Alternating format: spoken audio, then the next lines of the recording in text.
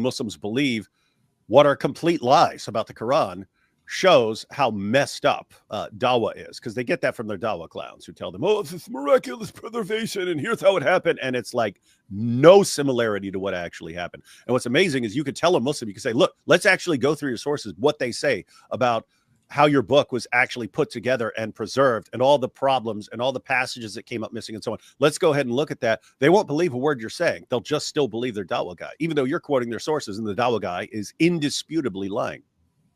That's what they do. That is what they do. But I think within the history of how the Quran gets put together, you see something very different than what you see in the Bible. And so when you're reading it, especially if what I did, open up the front and then read all the way through, there are parts of the Quran that are confusing because they don't necessarily follow what would be considered a overly rational order in terms of the flow of the text. So this is such a polite description of what's happening in the Quran. We have said the same thing very often, and it's just that you open the book and you start reading and it just jumps from topic to topic without any reason at all. It's just it talks about trees, then suddenly it talks about how to enter your homes from the back door, and then it talks about how Jews are messed up, and so on. It's just completely thoughtless, random garbage put together. It's like if you took some of the Torah, a couple pages out of the Torah, and a couple pages out of the Talmud, and a couple pages out of the New Testament, and a couple pages out of some of these other apocryphal sources and so on, and a few other things, and you stuck it into a blender, let it get ripped apart, and then put it down and said, this is our book, let's read it. That's what reading the Quran is like. Exactly. I open it up, I read it. Some things sound familiar in some ways, and that it's talking about Moses and Noah and even, Jesus, Mary are in there. But there are components of it that they're so far from what the biblical narrative is that it just seems off. And I think there's a very often in a sense that it's not chronological. It's not off in the sense that it's wrong, or off in many ways. I mean, I can tell you my own experience. I had, when I was a Muslim, read the Quran several times, and when I was a Muslim, was your mind blown? Very, very. It was actually very, very much blown, but not by the eloquence and beauty and wonders of the Quran, but rather by what am I supposed to do with this book that I always learned and thought was the best thing ever, and here I am sitting, forcing myself to read it. It's just so freaking difficult to get through and to read it, and lots of it just does not make sense. And when you ask, it's just just ignore it, man. Just don't ask questions, bro. So the Quran itself is what gave me most of my doubts about Islam at the time. And later on, when I was first introduced to the Bible, the beginning of Genesis to me at that time didn't make much sense. But there is one thing that was clearly different, which was here you have an actual book that has a beginning and that actually follows a proper narrative. I now understand it better as I read it more and again. But I was kind of amazed by the fact that I switched over to the Bible and suddenly I'm introduced to a completely different religious text that actually has a beginning and an end, that actually flows, that goes through things where you don't have to wonder, why are we talking about this here right now? Because it's not just a book where random weird stuff comes up all the time, like in the Quran. It's something that actually has a story. And of course, depending on what book you're reading, some books have some certain themes, other books have different themes, but you know what you're reading. With the Quran, you don't really know what you're reading. You're just reading some random ramblings that are so stupid to put it. And it's responses to anything anyone complains to Muhammad about or accuses Muhammad about, like interspersed with a story. So to be like, and then Abraham, blah blah blah blah blah blah blah blah blah, and they say, Muhammad, why are you so gay? And he is not gay, but those who criticize him are gay. Andrew Tate shall eventually save the Ummah with powerful preaching.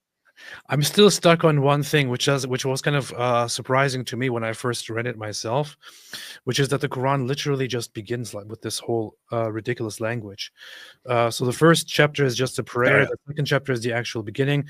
Alif Lam Mim. Nobody knows what this means. No one knows what this means. It's almost like magic spells, little incantations. When you ask what this means, nobody knows. Nobody can know nobody can presume to know what this means. Then this is the book about which there is no doubt, the guidance for those conscious of Allah who believe in the unseen and establish prayer and spend out of what we have provided for them, and who believe in what has been revealed to you and was revealed to you. Blah, blah, blah, blah, blah. Those are upon guidance from their Lord, and it is those who are successful. And then immediately, already. Verse 6. Indeed, those who disbelieve, it is all the same for them whether you warn them or not. They will not believe. Allah has set a seal upon their hearts and upon their hearing, and over their vision is a veil, and for them is a great punishment. And of them, some say we believe in the last day, but they are not believers. They think they can deceive Allah and those who believe, but they deceive nobody except themselves. In their heart is a disease. They're sick. They're sick. They're sick. You're sick. You're sick. Well, urinating upon one another. Like, no wonder you have people like Muhammad Hijab. Like, this is how Allah talks. Hey, go down to verse 23. 23. Yes. And if you are in doubt about what we have sent down upon our servant, then produce a surah, the like thereof, and call upon your witness other than Allah, if you shall be truthful. This is where you have some of the Quran does this a bunch of times. It's no, it's so amazing. It's such an amazing book. It can only come from God. And the reason for citing this verse here is we've seen what non-Muslims think about the Quran. Yeah. To read the Quran is to do penance. We saw what Carlyle thought about the Quran. These are very intelligent people examining the Quran, going, this is extremely painful to read. And so if you wanted to take that into consideration with Surah 2, verse 23, the real takeaway would be, let's see you produce a book that is as painful and almost impossible to read as this book. It must be from God. Only God can produce a book that is so hard to read because it's so boring and stupid and jumps around from topic to topic so much. And one spends all of its pages whining about the Kufar. Imagine an author who promises to give you the best book ever. Then he gives you a book that just sounds absolutely ridiculous. And when you make fun of it, the author continues writing in the very same book that you're criticizing. It says, and some of them, though they don't like it, they're sick. How about they write something better? Like, this is basically what the Quran is. That's perfect. Hey, AP, we need to do a skit one day where like a book publisher and the guy comes, he's like, I've got the best book ever. Oh, yeah, let's see it. And hey, this sucks. And he goes back and he's on his keyboard and they say, this book sucks, but it is they who suck. And, exactly. Man. So, guys, anyway, the point is, guys, that's how the Quran is revealed. Muhammad comes up with a revelation. The people around him, his followers, oh, it's so great. But everyone else is like, this is the dumbest thing we've ever heard in our lives. And then he'll actually put down, and they say, this is the dumbest thing we've ever heard in our lives. But no, you are the dumbest thing Allah has ever heard. Ha ha, and you shall abide in the fire. And it just goes on and on like that. And of course, the issue is, of course, that if you read it plain like this, it's quite obvious that it's like a bunch of weird ramblings. However, you don't read it like that. You read it like this. And some of them say this book sucks. Indeed, they are the ones who suck. Well, when you put it like that, now it's the best book ever recited. You see, powerful. Well, the stories are very different a lot of the time. So, what has to be polite. What I think we can I'll just say from the historical record is basically that if you take the traditional Islamic narrative, Muhammad was illiterate. So he's not said to have been a learned individual. And so he is, if we take the traditional narrative once again, he's a caravaner in 7th century Arabia. Caravan And so robber. he is going around Arabia in the Arabian Peninsula. You know, he's going up into countries like what are today modern day Jordan. What is this, Rob? Is this ChatGPT you pulled up, or No, this was just Google. It's another dude pulling this crap up. Fire that dude, PBD. got it? Yeah. Yeah. So if we go by that traditional narrative, he's a caravaner, he's going around, he's being exposed to Christians and Jews because they're all over the place. Oh, he is being exposed. All right. Being exposed. And in Syria and in Jordan and in Iraq, like these were Christian countries a lot of the time.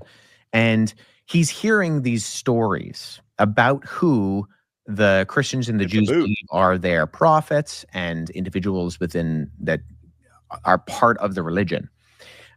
But he's not able to discern between the difference between an actual historical source like, say, the four Gospels, Matthew, Mark, Luke, and John, and, say, apocryphal Christian tales that are floating around the Arabian Peninsula. This is a very, Floating around like something floating in a toilet.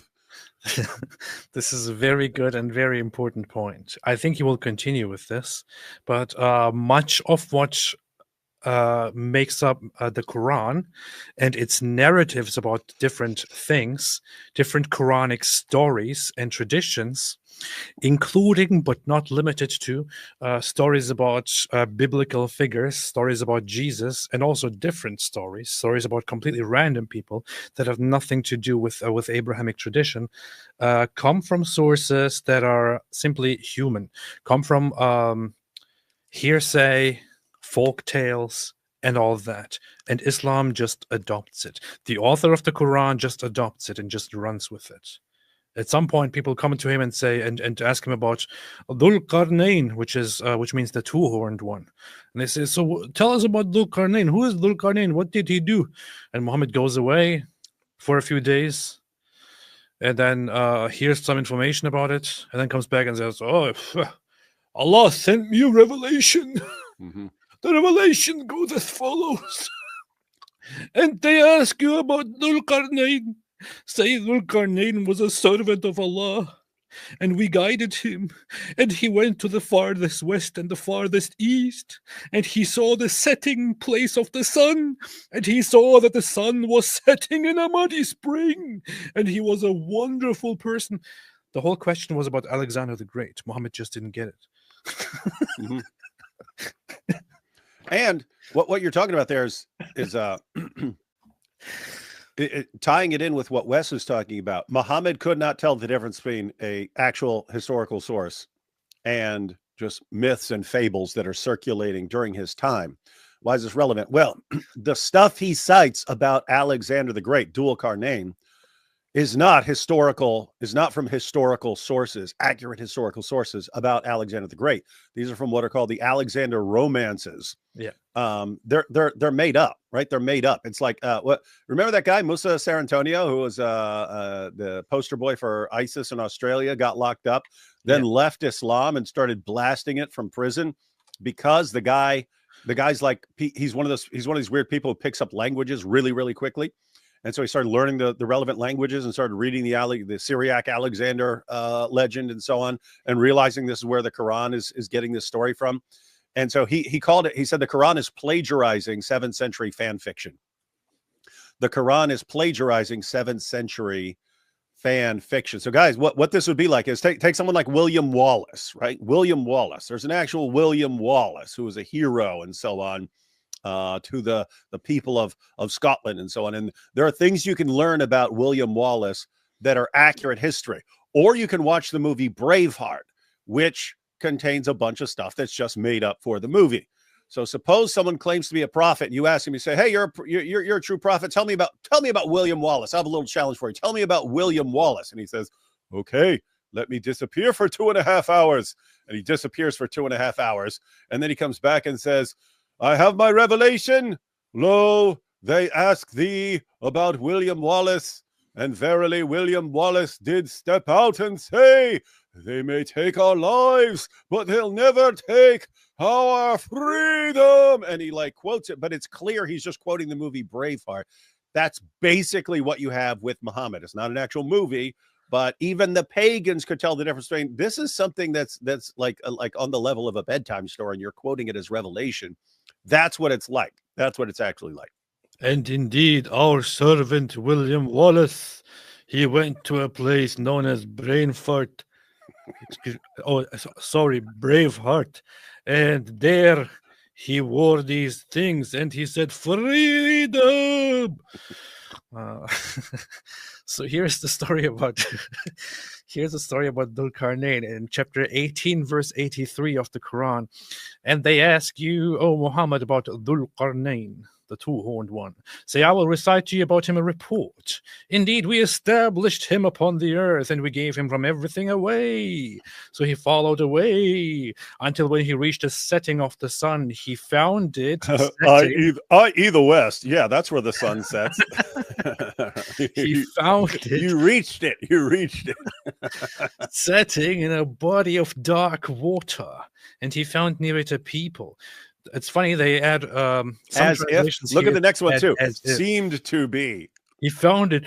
Seemed to be setting. It doesn't say. Know what it says. It's he found it. Read it without the additional commentary. He found it. What the sun setting in a body of dark water. They have to add as if because they know more than Allah. Yeah, we said, oh, Dhul-Qarnayn, either you punish these people or else adopt of them goodness and so on. So it tells a story where Dhul-Qarnayn, who is actually Alexander the Great, according to all accounts, goes around the world and finds the place where the sun sets in a muddy spring and so on. This is what the Quran does. It's a very stupid book.